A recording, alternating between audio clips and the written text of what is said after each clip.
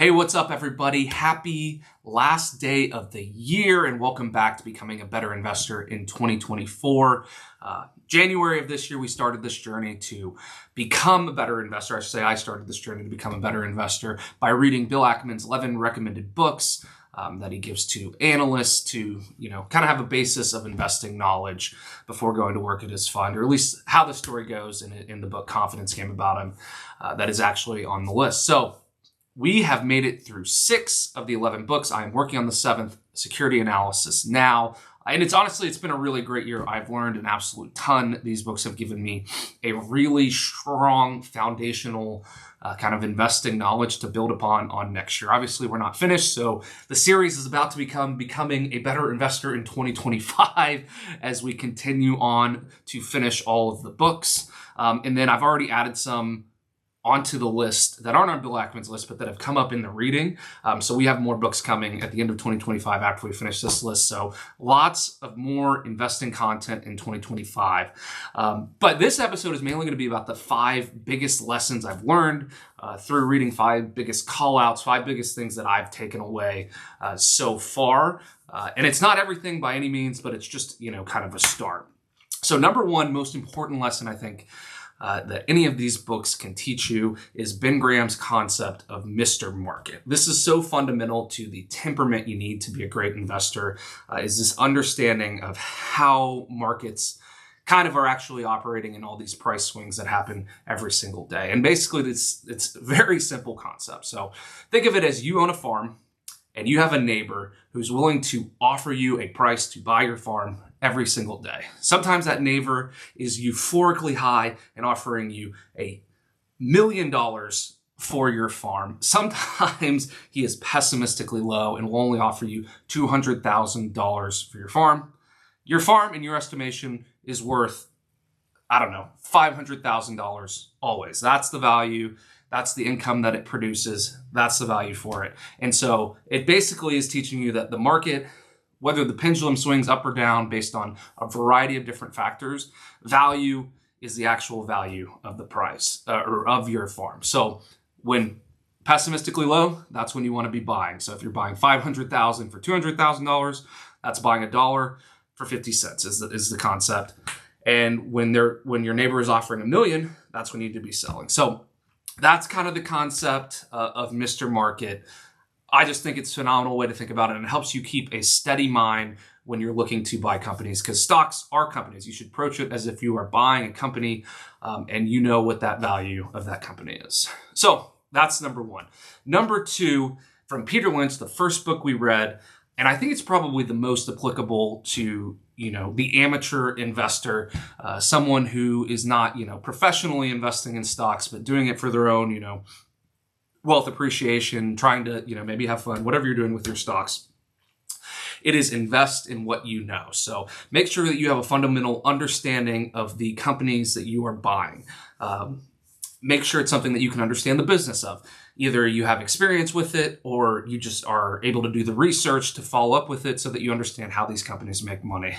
I just think that's fundamental. It's easy. It's kind of the best way to dip your toe into investing is to invest in the spaces you already know. If you want to learn about new things in the future, you should absolutely do that, but start with investing what you know. Number 3 is kind of the whole world of Warren Buffett, his investing style, and it's basically the combination of his 2 kind of mentors or early people that he read that really gave him kind of a foundation for investing. And so that's combining Ben Graham's concept of margin and of safety with Philip Fisher's kind of understanding of growth stocks and great management and operations of a company. And so I have a little quote that kind of sums up margin of safety really, really well. I'm not sure if it's pulled directly from the book, but I read it in a summary and I just thought it encapsulated what margin of safety is really well. So invest only in companies which have a large margin between earnings and fixed cost. In a downturn, that company is most likely to ride out a recession well.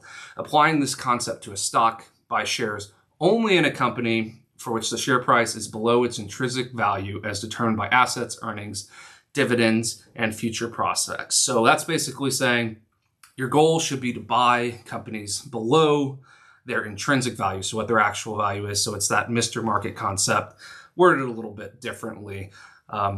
But so that's the first tenet of it, margin of safety. Always have a percentage below intrinsic value where you're actually buying the stock, and then you'll have a lot of safety from further downturns. The second part of it is understanding the business and understanding future growth prospects, which came from Phil Fisher. So it's buying great companies with great management where you can really acutely estimate future potential earnings. So understanding what the future looks like is incredibly important to Warren Buffett's strategy. And while that is incredibly difficult to do because earnings are naturally unpredictable, I mean, there's millions of different factors that go into forward-looking earnings process. But being able to understand a company and see consistent growth in the past and being able to forecast in the future is hugely important. And when you combine that with margin and safety, you kind of can have a legendary run like Warren Buffett has.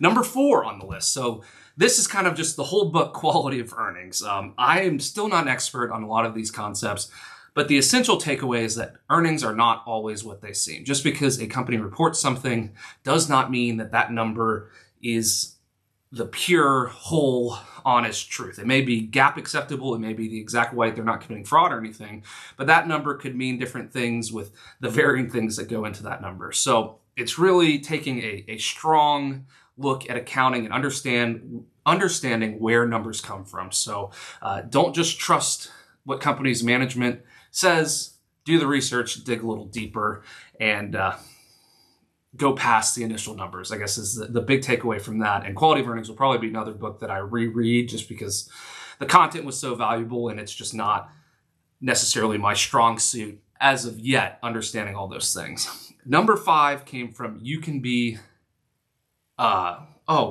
Stock Market Genius. I don't know why I blanked on that, but it's one of my favorite names of books that we've covered this year. So from Joel Greenblatt.